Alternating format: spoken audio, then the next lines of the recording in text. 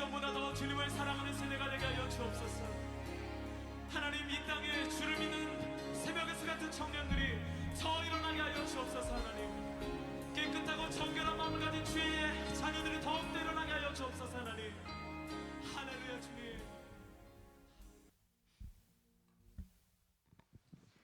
할렐루야. 디모데 예배를 오신 여러분을 진심으로 환영하고 축복합니다. 이 시간 다 같이 자리에서 일어나셔서 함께 사도신경으로 예배 자리로 나아가겠습니다. 나는 전능하신 아버지 하나님 천지의 창조주를 믿습니다. 나는 그의 유일하신 아들 우리 주 예수 그리스도를 믿습니다. 그는 성령을 잉태되어 동정녀 마리아에게서 나시고 본디오 빌라도에게 고난을 받아 십자가에 못 박혀 죽으시고 장사된 지 사흘 만에 죽은 자 가운데서 다시 살아나셨으며 하늘에 오셔 전능하신 아버지 하나님 우편에 앉아 계시다가 거기로부터 살아있는 자와 죽은 자를 심판하러 오십니다. 나는 성령을 믿으며 거룩한 공교회와 성도의 교제와 죄를 용서받는 것과 몸의 부활과 영생을 믿습니다. 아멘. 여러분 모두 반갑습니다. 요새 이렇게 험하고 위험한 세상과 추운 날씨를 뚫고 예배 자리를 오신 여러분의 용기와 믿음에 큰 박수를 드리고 싶습니다. 오늘 예배를 시작하면서 예수님이 마태복음 16장에서 제자들에게 하셨던 질문을 함께 마음에 품었으면 좋겠는데 너희는 나를 누구라 하느냐라고 묻습니다. 사람들의 말이 아니라 오늘 이 자리에서 내가 믿는 예수님은 누구신지 다시 고백하며 예배했으면 좋겠습니다. 지금 우리의 시선과 마음을 주님께 올려드리며 찬양으로 나아가겠습니다.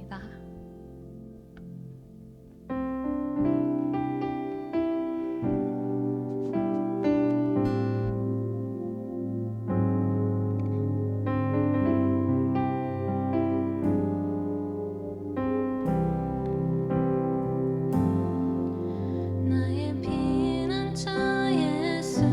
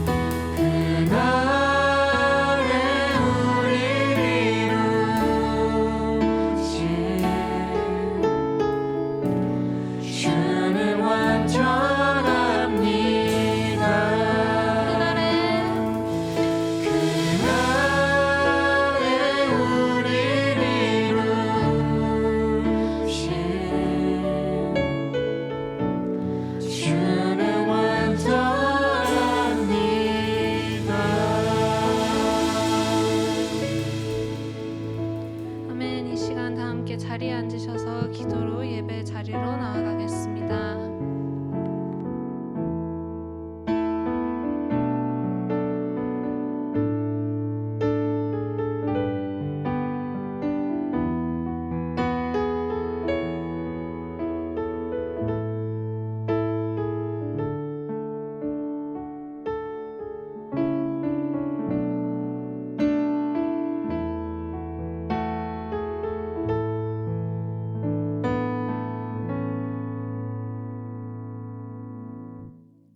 사랑이 많으신 하나님 아버지, 오늘도 이렇게 평범하지만 귀한 하루 허락해 주심에, 그리고 디모데로 이 자리에 함께 모여 예배드리게 하심에 감사드립니다.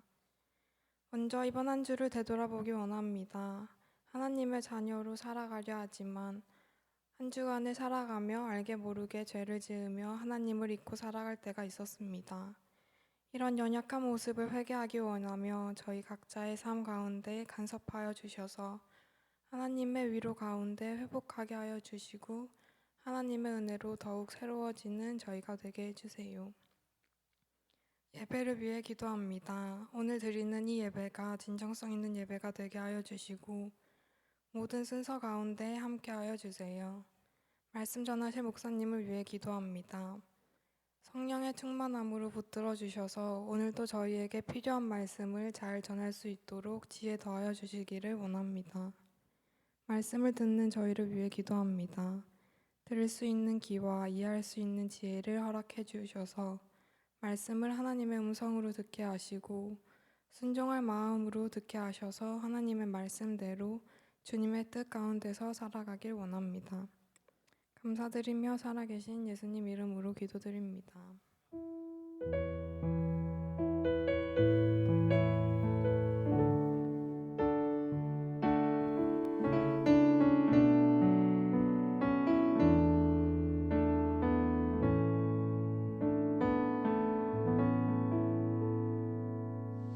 우리에게 주시는 하나님의 말씀은 마태복음 16장 13절에서 20절까지의 말씀 같이 보겠습니다.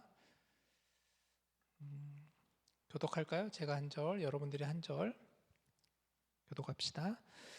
예수께서 빌립보 가이사랴 지방에 이르러 제자들에게 물어 이르시되 사람들이 인자를 누구라 하느냐? 이르되 더러는 세례 요한, 더러는 엘리야, 어떤 이는 에레미야나 선지자 중에 하나라 하더이다. 이르시되 너희는 나를 누구라 하느냐? 시몬 베드로가 대답하여 이르되 주는 그리스도시요 살아계신 하나님의 아들이시니이다. 예수께서 대답하여 이르시되 바요나 시몬아 네가 복이 있도다. 이를 내게 알게 하니는 혈육이 아니요 하늘에 계신 내 아버지시니라. 또 내가 내게 이르노니 너는 베드로라. 내가 이 반석 위에 내 교회를 세우리니 음부의 권세가 이기지 못하리라. 내가 천국 열쇠를 내게 주리니 네가 땅에서 무엇이든지 매면 하늘에서도 매일 것이요 네가 땅에서도 무엇이든지 풀면 하늘에서도 풀리리라 하시고 이에 제자들에게 경고하사 자기가 그리스도인 것을 아무에게도 이르지 말라 하시니라. 아멘. 반가워요 여러분. 한 주간 잘 지냈어요? 오랜만에 보는 친구들도 많이 있네요. 요즘 분위기가 좀 어떤가요? 오늘 또 내일 또 여러 가지 시위들이 또 예상되어 있다고 하던데 참 여러 모양으로 답답하고 안타까운 현실을 우리가 살아가고 있습니다. 벌써 한 달이 훅 지나갔어요. 2026년 1월 마지막 주 금요일입니다. 올해가 시작한 게 얼마 안 된 것 같은데 이렇게 시간은 계속해서 흘러가고 있네요. 이제 2주 후면 우리 디모데는 개강 수련회로 함께 예배를 드립니다. 모처럼 야외에 나가서 외부에 나가서 저희가 함께 예배하고 기도하고 또 찬양하고 또 교제하고 식사하고 1박 2일의 짧은 시간이지만 2주 후에 저희가 함께 귀한 시간을 갖습니다. 아마 가보신 분도 있을 것이고 안 가본 분들도 있을 거예요. 캠프 프렌십에서 1년 만에 갖게 되는데 이제 2주 남은 기간 동안 같이 함께 여러분 기대함으로 같이 잘 준비했으면 좋겠습니다. 꼭 다 참여했으면 좋겠고 모처럼 이렇게 나와서 같이 함께 귀한 시간 가지는 거니까 다들 꼭 신청해 주시기를 바랍니다. 우리는 지금 질문하는 크리스천에 대한 말씀을 계속 나누고 있는데요. 제가 잠깐 이야기를 하나 하고 시작을 할게요. 여러분 아마 들어보셨을 수도 있는 이야기인데, 맹인들, 눈을 이제 못 보는, 앞을 못 보는 맹인들이 여러 명이 어느 날 코끼리를 앞에 두고 이들이 이제 이야기를 나누는 그런 이야기예요.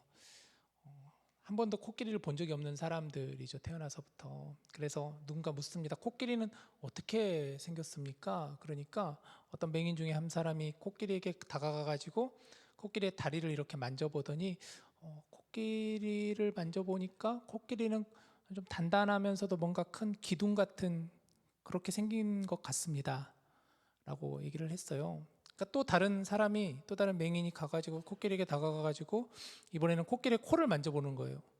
코끼리 코를 만져보니까 보니까 이건 좀 단단한 기둥이라기보다는 길다란 호스 같기도 한데요, 이렇게 얘기를 하는 거예요. 또 한 맹인이 다가가가지고 코끼리의 이번엔 귀를 만져보더니 귀를 만져보니까 이거는 큰 보자기 같은데요, 이렇게 얘기를 하는 거예요. 사실 각자 만져본 건 다 사실 그대로 얘기를 했지만 정확하게 코끼리에 대해서 묘사를 한 사람은 사실은 없었다고 할 수가 있겠죠. 그런 이야기인데, 이게 어떤 이야기인가, 무슨 의미인가 하면, 사실 우리는 어떤 한 부분만을 보면서 그것을 마치 전체인 것처럼 생각하고 착각할 때가 참 많지 않나 하는 생각이 듭니다. 어떤 한 부분만을 가지고 나 저거 다 아는데, 어떤 부분만을 가지고 그걸 경험했으면서 나는 다 아는 것 같아, 이렇게 얘기할 때가 간혹 있죠. 내가 해봐서 아는데, 뭐 이런 거 있죠. 내가 들어봐서 다 아는데, 근데 사실 그게 전부 다 아는 것이라고 할 수 있을까라는 것이죠. 예수님에 대해서도 마찬가지지 않을까 하는 생각을 가져보게 돼요. 우리는 예수님에 대해서 말씀을 많이 듣고, 또 예수님에 대해서 우리는 늘 찬양을 하고, 또 예수님에 대해서 많은 이야기를 나누는데, 과연 우리가 그렇다면은 그 예수님을 우리가 가지고 있었던 경험과 또 그동안의 여러 가지 시간들 통해 가지고 과연 예수님을 우리가 다 안다고 할 수 있을까? 여러분, 과연 우리가 예수님을 다 안다고 자신할 수 있을까요? 저나 여러분이나 사실 예수님을 다 안다고 할 수 있는 사람은 아무도 없을 거예요. 만약에 예수님께서 이 땅에 오신다면 저는 예수님께 꼭 질문하고 싶은 게 있어요. 여러분, 혹시 예수님이 이 땅에 오신다면 어떤 질문을 여러분 하고 싶으신가요? 여러 질문들이 생각날 거 아니에요. 예수님에 대해서 오시면 예수님 이것도 물어보고 싶고 저것도 물어보고 싶고 여러 가지 묻고 싶은 게 참 많은데, 저도 많은 질문들 중에서 예수님이 오시면 예수님께 이 질문을 꼭 한번 드려보고 싶어요. 예수님은 누구십니까? 어떤 분이십니까? 예수님의 목소리를 듣고 싶고, 그 말씀을 하시는 예수님의 표정을 보고 싶고, 또 예수님과 함께하는 그 시간과 공간의 느낌을 느껴보고 싶은 마음이에요. 오늘 우리가 보게 되는 이 본문 말씀은 사실 굉장히 유명한 본문이라고도 할 수가 있습니다. 우리가 읽은 본문은 참 유명한 본문이죠. 예수님께서 아마 우리들에게 던지시는 질문과도 같아 보여요.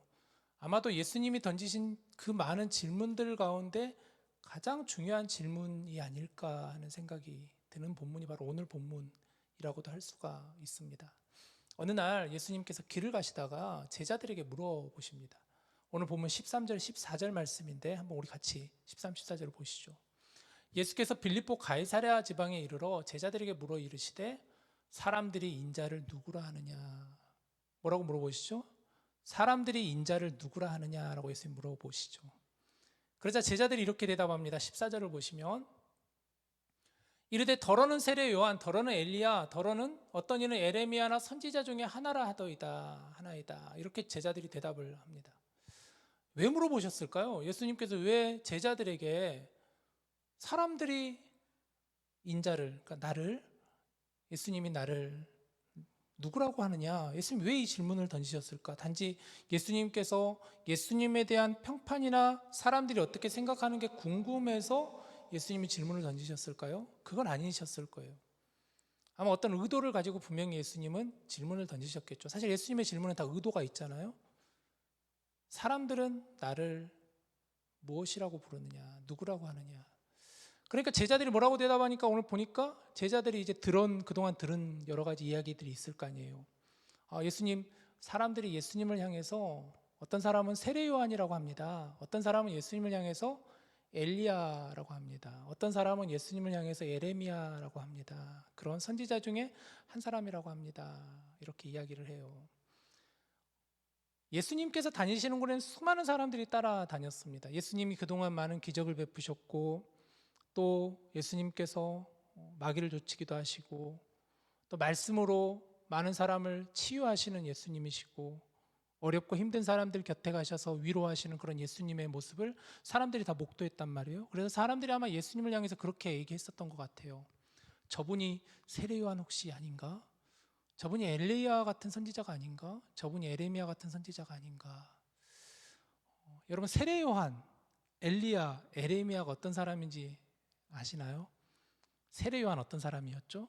세례 요한 하면은 생각나는 게 혹시 뭐가 있으신가요? 세례 요한은 예수님께서 오시기 전에 예수님의 오심을 예고하였던 선지자가 바로 세례 요한이잖아요.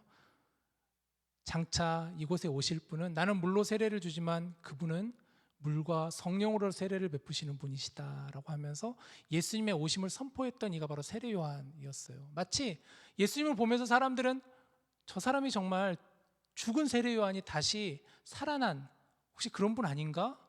이런 생각을 가질 정도로 예수님을 특별하게 봤었던 것 같아요. 엘리야는 어떤 사람인가요? 엘리야하면 혹시 여러분 생각나는 게 있나요? 엘리야하면 어떤 사람이었죠? 엘리야하면은 바알 선지자와 아세라 선지자 850명과 갈멜산에서 누가 진짜 하나님인가를 내기를 했었던 그 선지자였잖아요. 부정과 불의 앞에서 굴하지 않고 절대 포기하지 않고 당당하게 맞섰던 이가 바로 엘리야였었잖아요. 아마 예수님의 그런 모습을 보면서 그들이 예수님을 보면서 그렇게 생각했던 것 같아요.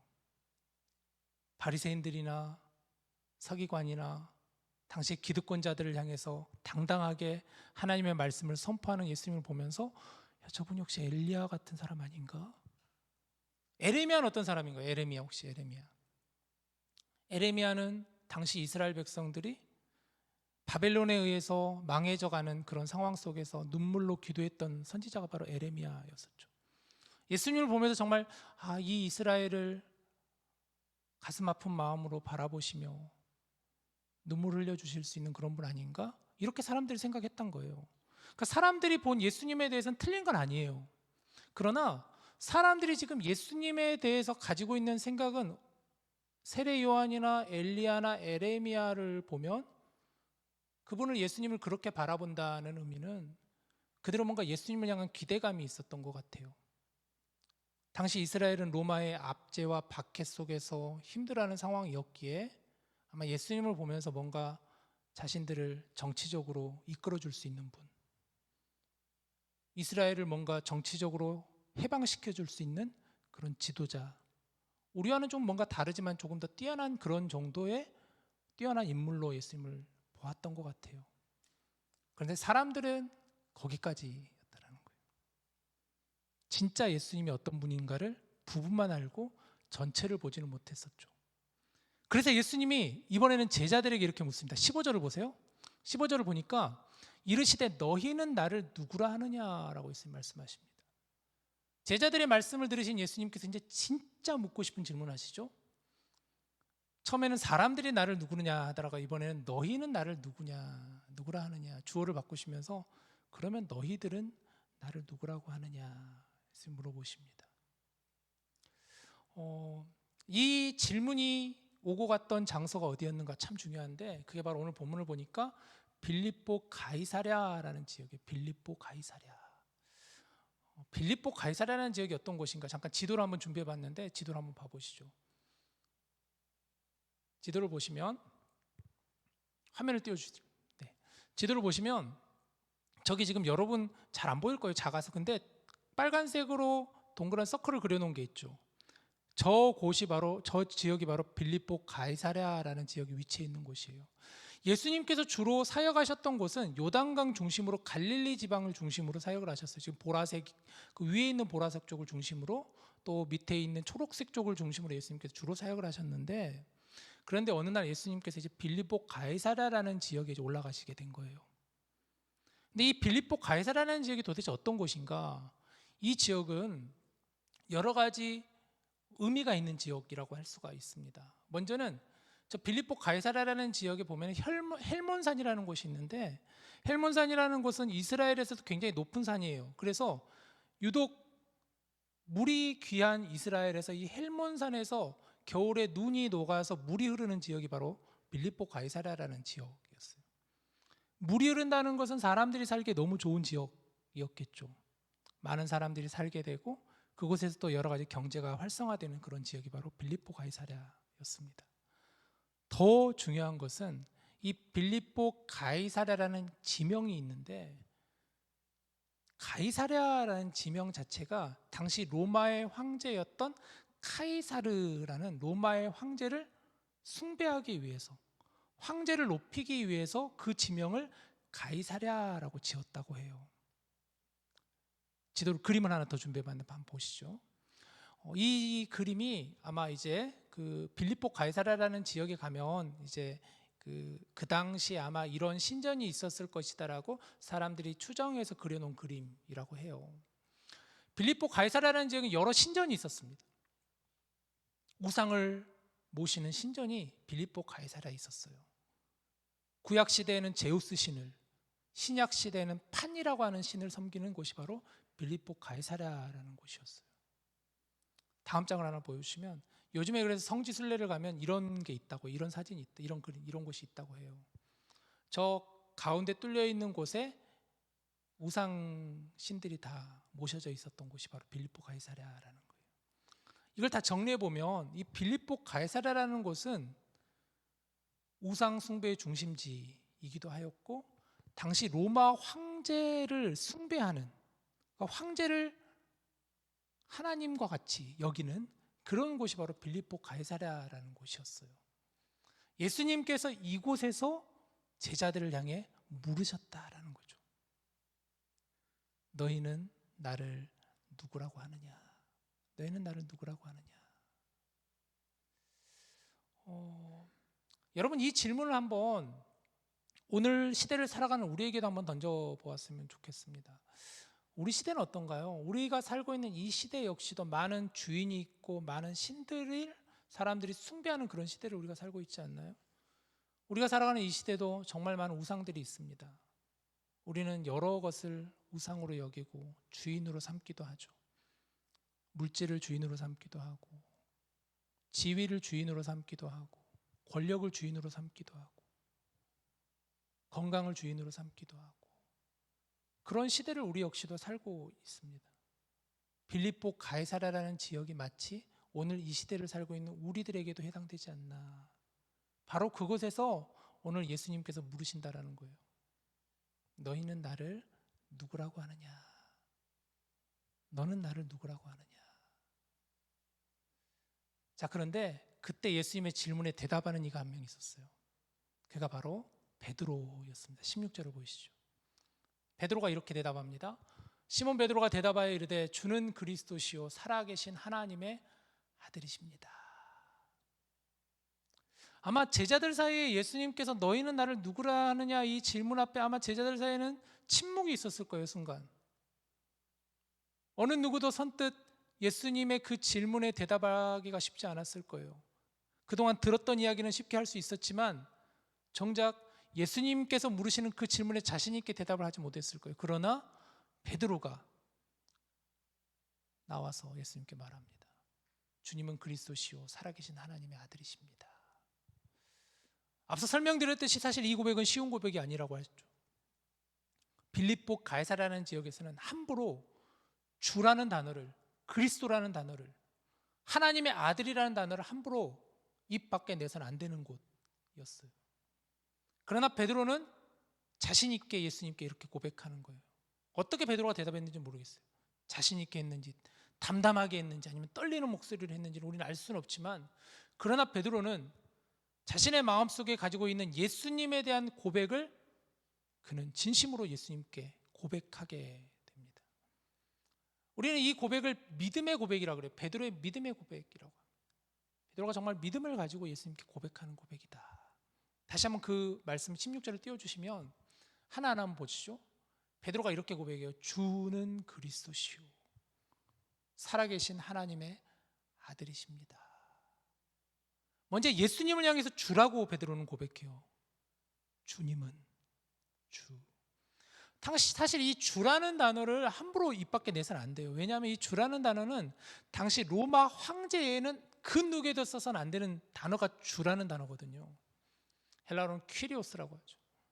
그러나 베드로는 어쩌면 당당하게 주는, 그리스도는 뭐냐? 그리스도는 기름 부음을 받은 자라는, 메시아라는 뜻이에요. 주님은 메시아이십니다. 구원자이십니다라는 거죠. 그리스도이십니다. 살아계신 하나님의 아들이십니다라고 그랬어요. 살아계신 하나님의 아들이십니다. 당신이 진정 이 땅에 오신 우리를 구원하신 하나님의 아들 메시아이십니다라는 베드로의 고백이에요. 여러분, 우리 베드로를 너무 우습게 여기면 안 되는 것 같아요. 우리는 가끔 베드로를 생각할 때 베드로 보면 여러 가지 베드로가 실수도 많이 저지르고 성미도 급하고 그래서 베드로를 막 우습게 여길 때도 있는데 너무 그렇게 보면 안 되는 것 같아요. 주는 그리스도시요 살아계신 하나님의 아들이십니다. 이렇게 베드로는 고백하게 되죠. 자, 그 말씀을 들은 예수님께서 뭐라고 하시느냐? 17절을 보시죠. 17절을 보면 예수께서 대답하여 이르시되 바요나 시모나 네가 복이 있도다 라고 그랬어요. 바요나가 무슨 뜻이냐면 요한의 아들이라는 뜻. 요한의 아들 시모나 네가 복이 있다.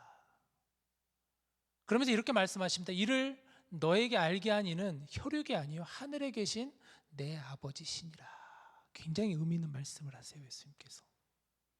지금 이 고백을 하고 있는 너의 그 고백은 너가 가지고 있는 어떤 지식이나 네가 가지고 있는 경험이라기보다는 지금 너의 마음을 열어 성령님께서 그 마음을 깨닫게 하시고 그것을 고백하게 하시는 하나님의 인도하심이다라는 말씀이에요. 여러분, 우리가 예수님을 안다라는 것, 하나님을 안다라는 것은 사실 우리가 머리를 가지고 지식을 가지고 아는 것은 아니에요.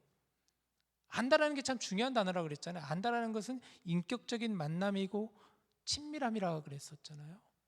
그것을 인도하시는 분이 바로 성령님이시라는 거예요.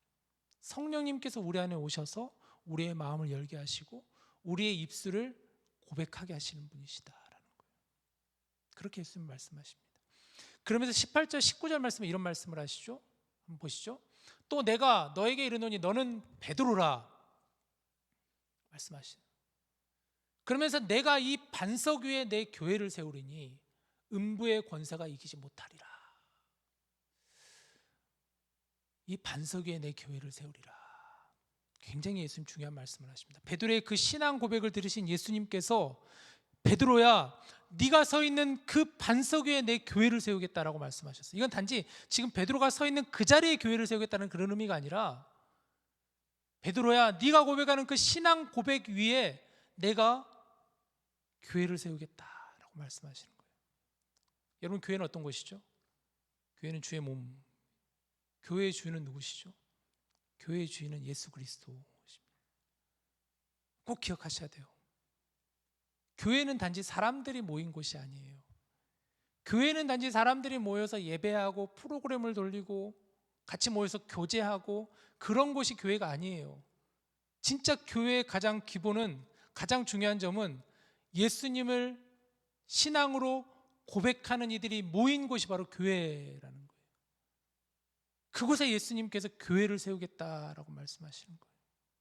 그래서 교회는 그 어떤 음부의 권세가 이기지 못한다라고 예수님 선포하셨어요. 교회는 그런 곳이에요. 교회는 그런 곳이에요. 교회는 예수님을 주로 고백하는 이들이 신앙으로 주님 앞에 나온 이들이 바로 모여 있는 곳이 교회라는 거예요.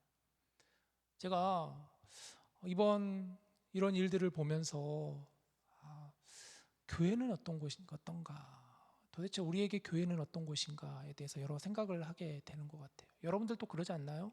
여러분들도 아마 오늘 또 이 자리에 나오시면서 여러분의 집에서 나와서 이곳까지 오시는 동안 여러분들은 오늘 이 시간을, 또 우리가 모인 이곳을 어떻게 여러분 생각하며 오셨나요? 단지 답답해서, 단지 뭔가 위로가 필요해서, 그게 전부가 아니라는 거예요.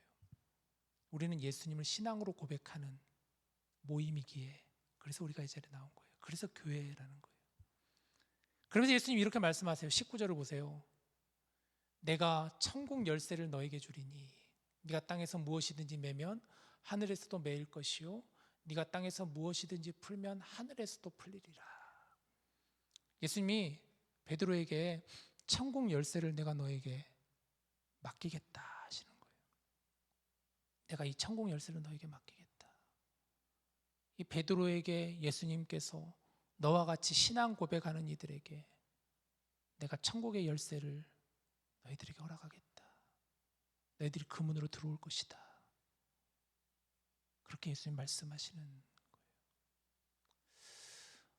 제가 오늘 이 말씀을 이렇게 준비하고 묵상하면서 우리가 베드로의 신앙 고백을 나눠봤는데, 그렇다면 나의 신앙 고백은 어떤가를 생각해 보게 되었어요. 나의 신앙 고백은 어떤가? 예수님께서 저에게 물어보신다면, 이나 너는 나를 누구라고 하느냐? 예수님께서 여러분에게 여러분의 이름을 부르면서 너는 나를 누구라고 하느냐 물어보신다면 나는 뭐라고 고백할 수 있을까? 저는 두 본문을 묵상했거든요. 그래서 첫 번째 본문은 시편 62편 1절 2절 말씀이에요. 제가 읽어드릴게요. 나의 영혼이 잠잠히 하나님만 바라며 나의 구원이 그에게서 나오는도다. 2절. 오직 그만이 나의 반석이시요 나의 구원이시요 나의 요새이시니 내가 크게 흔들리지 아니하리로다. 저는 이 말씀을 묵상하게 돼요. 사실 이 말씀 제가 굉장히 좋아하는 말씀인데, 말씀을 묵상하면서 준비하면서 문득 제 청년 시절이 떠오르게 되었어요. 제가 이 말씀을 청년 시절에 참 많이 읽고 또 제 마음에 붙잡았던 말씀인데요. 20년 전이죠. 제가 청년 때 20년 전이었는데, 그때는 저도 이제 굉장히 외로운 때가 있었어요. 너무너무 힘들었고 외로웠어요. 앞이 보이지 않고 캄캄하고 너무 외롭고 답답하고 내 미래는 너무 불확실해 보이고, 근데 어떻게 살아야 되나, 뭘 하고 살아야 되나, 무엇이 과연 나에게 의미 있는 삶일까, 막 이런 여러 가지 생각을 했었거든요. 제가 은근히 좀 약간 센티멘트해요. 약간 그런 게 있거든요. 제 강한 F, 저는 완전 F라. 그럴 때 너무 힘들고 이랬을 때 어느 날 저에게 한 친구가 찾아왔어요. 그래서 저를 교회로 인도해 준 친구가 있고, 제가 미국에 있을 때, 그때 1년 동안 미국에 있을 때, 그때 이제 교회를 못 찾고 막 이런 상황 속에서 그때 이제 그 친구가 저를 찾아와서 나랑 같이 교회 나가지 않을래? 그래서 제가 그때 교회에 나갔거든요. 그러면서 그 친구와 같이 함께 예배하고 신앙생활했던 그 교회가 저에게는 참 따뜻한 곳이었어요. 그 교회에 있는 분들이 너무너무 다들 아름다워 보였어요. 한 번은 그 교회에서 굉장히 큰 사건이 있었거든요. 제가 몇 번 여러분들에게 얘기를 나눈 적이 있는데, 큰 사고가 났어요.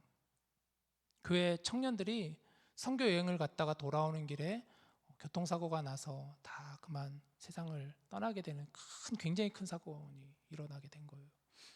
제 친구도 너무 친했던 친구는 아니지만 그래도 잘 알고 지냈던 친구도 그 중에 한 명이었거든요.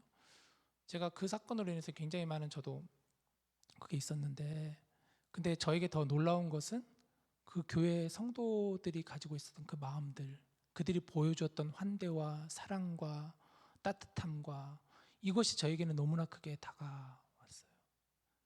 그러면서 저는 그때 예수님을 깊이 만났어요. 그러면서 저는 이 말씀의 고백이 제 고백이 되었거든요. 여호와는 나의 반석이요 나의 구원이시요 나의 요새이시니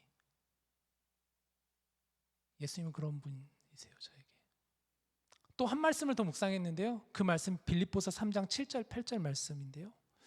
그러나 무엇이든지 내게 유익하던 것을 내가 그리스도를 위하여 다 해로 여길 뿐더러 8절 또한 모든 것을 해로 여김은 내 주 그리스도 예수를 아는 지식이 가장 고상하기 때문이라. 내가 그를 위하여 모든 것을 잃어버리고 배설물로 여김은 그리스도를 얻고. 여러분, 이 말씀은 사도 바울의 고백이에요. 사도 바울이 어떤 사람인가요? 그는 정말 지식의 정점을 가지고 있던 사람이었잖아요. 그는 굉장히 명예와 또 권력과 어쩌면 배경과 학벌과 많은 것을 가졌던 이가 사도 바울이었지만 그는 이렇게 고백해요. 내가 모든 것을 다 배설물로 여겼다. 왜냐하면 예수 그리스도를 아는 지식이 가장 고상함이라, 가장 귀한 것이다 라는 고백이죠. 정말 이 고백이 너무나 저의 고백이 되고 싶어요. 저도 많은 걸 붙잡으려고 하는 사람이거든요. 많은 걸 놓지 않기 위해 살아가는 사람이에요. 많은 걸 어쩌면 저도 주인 삼는 사람이라고 생각이 들어요. 그러나 저도 사도 바울과 같이 이런 고백을 하고 싶어요. 모든 걸 다 해로 여길지언정 오직 예수님을 아는 것이 내게 가장 귀함이라, 고상함이라. 이렇게 저는 고백하고 싶어요. 이제 말씀을 정리하죠. 오늘 여러분들과 참 귀한 말씀을 나눴는데 오늘 말씀을 통해 예수님께서는 우리에게 이렇게 던지시죠. 너희는 나를 누구라고 하느냐? 너희는 나를 누구라고 하느냐?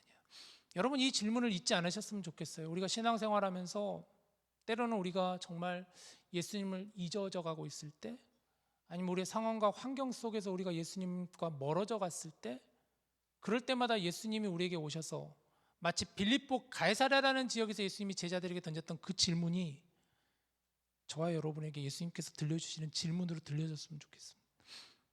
너는 나를 누구라고 하느냐?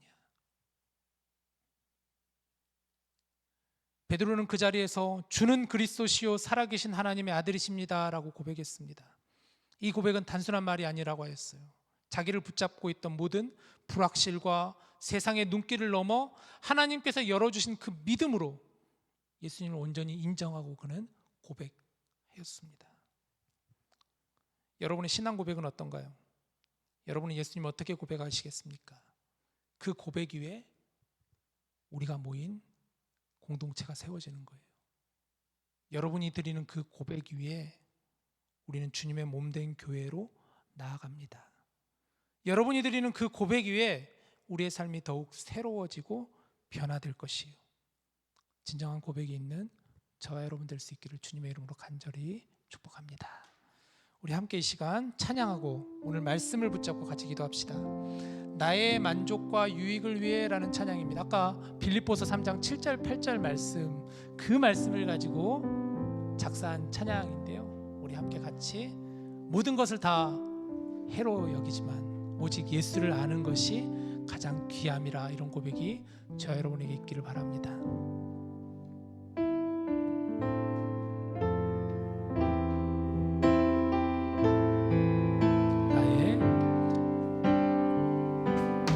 나의 만족과 유익을 위해 가지려 했던 세상 일들 이제 모두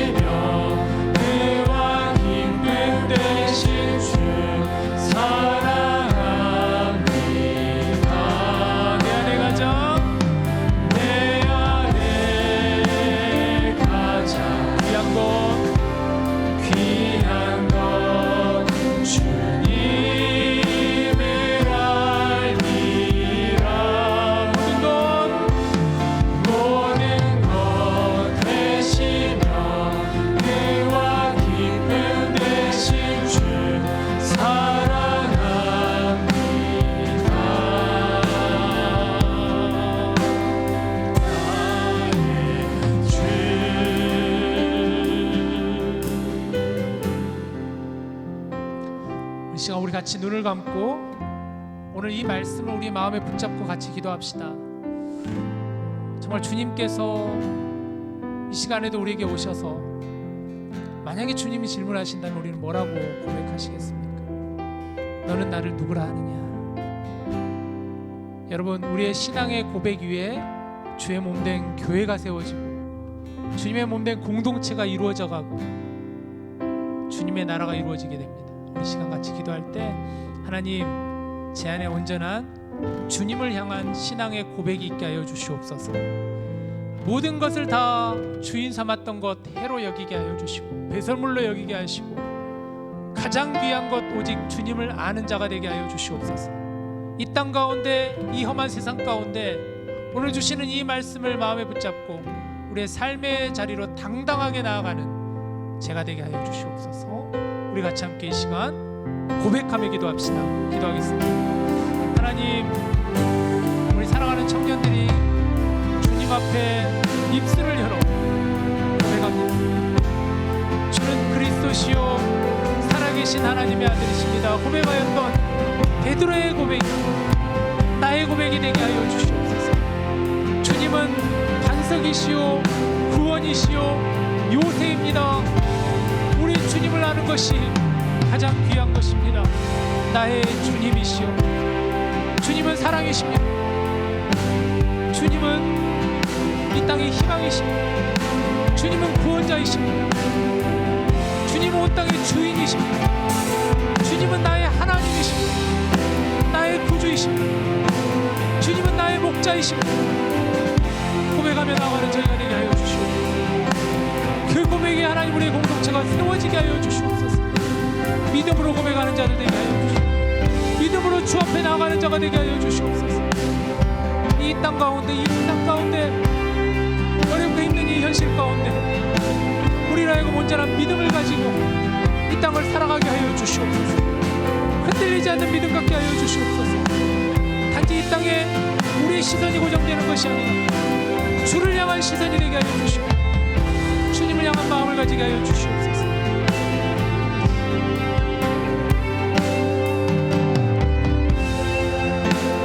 하나님, 함께 하여 주시옵소서. 우리와 안에 거하여 주시옵소서. 우리의 눈을 열게 하여 주시고 마음을 열게 하여 주시옵소서.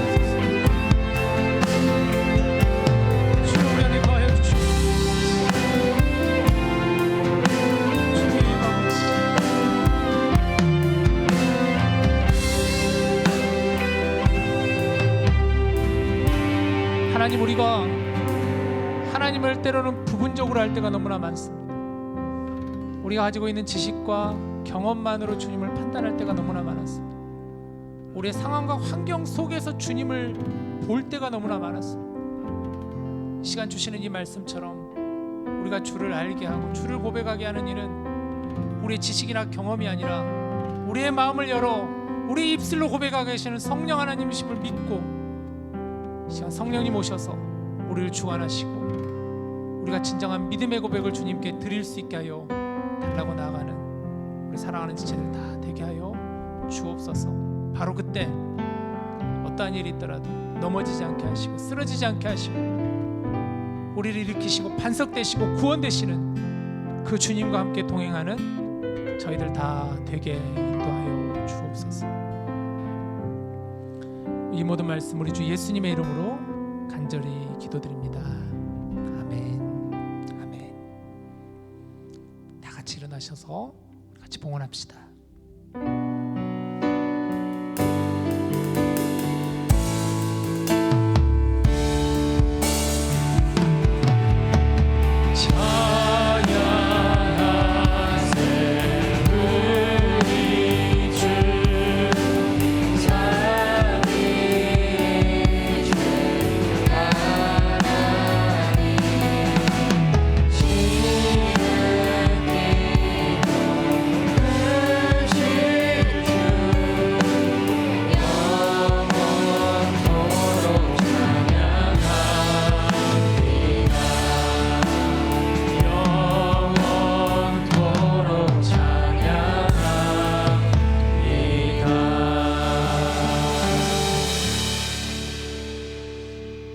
살아계신 하나님, 이 땅에 황무함을 보시고 긍휼을 베풀어 주시옵소서.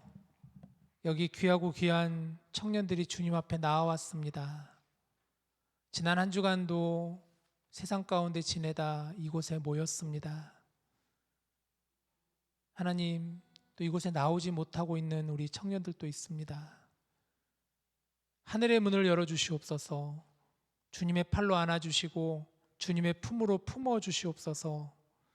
어둠이 짙게 내린 이 땅에 흑암을 거두어 주시고 밝은 빛으로 우리를 다시 일으켜 세워주시옵소서. 준비한 예물을 올려드립니다.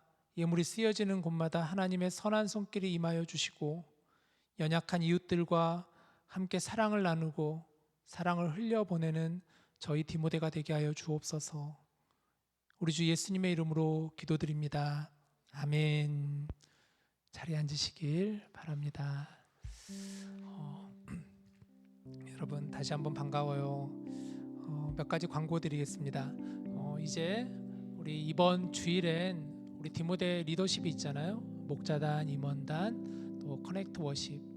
제가 인원을 보니까 한 27명, 28명 정도 돼요. 우리 리더십은 사실 많은 인원이죠. 우리 공동체 수에 비해서 굉장히 많은 인원들인데 참 중요한 리더십들입니다. 그래서 돌아오는 주일날 우리 리더십들이 함께 모여서 같이 한 학기를 기도로 준비하고 또 같이 함께 침교하는 그런 시간이 됩니다. 그래서 여러분들 꼭 해당되시는 분들은 꼭 시간을 내서 참석하시기를 바라요. 모임 장소는 이곳이 아니라 밑에 있는 EM 예배실 소침교실에서 모입니다. 개강 수련회가 이제 2주 앞으로 남았다 그랬습니다. 이제 아마 여러분 목장 단톡방을 통해서 구글 폼 신청서가 나갔을 거예요. 꼭 신청해 주시고 또 궁금한 점 있으면 우리 회장이나 총무님 저에게 물어봐 주시면 감사드리겠습니다. 이번 주제는 리바이블입니다. 포스터를 한번 보여주시면 굉장히 참 감각 있게 만들었죠. 우리 미디어 팀에서 보여서 여러분 한번 이 포스터가 무엇을 의미하는가 여러분들 각자 한번 묵상해 보세요. 굉장히 깊은 묵상 끝에 나온 포스터거든요. 말씀을 들고 있는 사람이 보이죠. 그 사람의 표정이 보이죠. 히브리서 4장 12절 말씀을 꼭 한번 여러분 찾아서 읽어보십시오. 그 말씀에 답이 있습니다. 이번 수련회 때 그 말씀을 붙잡고 우리 같이 함께 성경으로 돌아가는 시간 되기를 원합니다. 여러분 다 오시기를 초대해요. 자, 그리고 다음 주 예배 후에는 부서 모임이 있는데요. 그 지난주에 부서 신청을 받았는데 많이 신청을 안 하셨다고 해요. 그래서 안 하신 분들이 있으면 꼭 신청해 주시길 바라요. 우리 회장, 총무 그리고 임원단들이 좀 안 하신 분들이 있으면 직접 여러분들께서 좀 이렇게 하실 수 있도록 그렇게 해주시길 부탁드립니다. 다음 주는 그래서 부서 모임이 있습니다. 자, 그리고 라서미 래플이 있는데 우리가 이제 라서미들이 참 너무 귀한 사역을 하는데 그 라서미들을 어떻게 하면 좀 이렇게 우리가 고마움을 표시할 수 있을까? 그런 끝에 기획이 나온 거예요. 작년에 한번 했었던 거 기억이 나는데 그래서 다음 주에 라서미 래플 추첨이 있습니다. 참고해 주시기를 바래요. 자, 2월 주요 일정을 참고해 주시길 바래요. 자, 우리 다 함께 일어나셔서 이제 동그라미 만들겠습니다.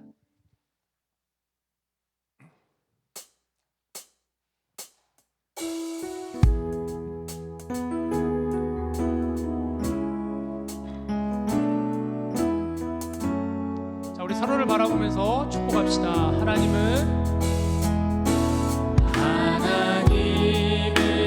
너를 지키시는 자 너의 우편에 그늘 대시니 낮의 해와 밤의 달도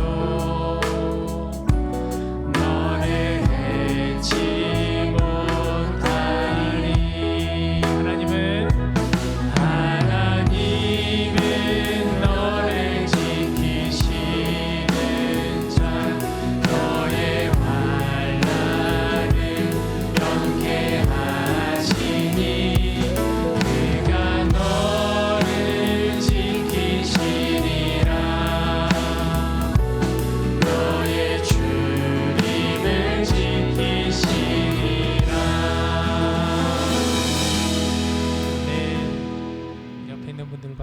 감사하시고 또 좋은 교제 있으시길 바래요. 이번 주 예배가 마지막이신 분 안 계시죠? 제가 축도하고 마치겠습니다. 이제는 우리 주 예수 그리스도의 은혜와 하나님의 크고 놀라우신 사랑하심과 성령님의 교통하심이 시간 주님 앞에 나와 예배하며 또 한 주간의 삶을 주님께 의탁하고 목장 성경 공부 모임으로 또 삶의 자리로 나아가는 우리 귀한 청년들 위해 걸음 가운데 또 삶 가운데 또 우리 함께 있는 모든 디모데 지체들 위해 연약한 이웃들과 선교사님들의 사역 가운데 이제로부터 영원토록 함께 하시기를 간절히 축원하옵나이다. 아멘.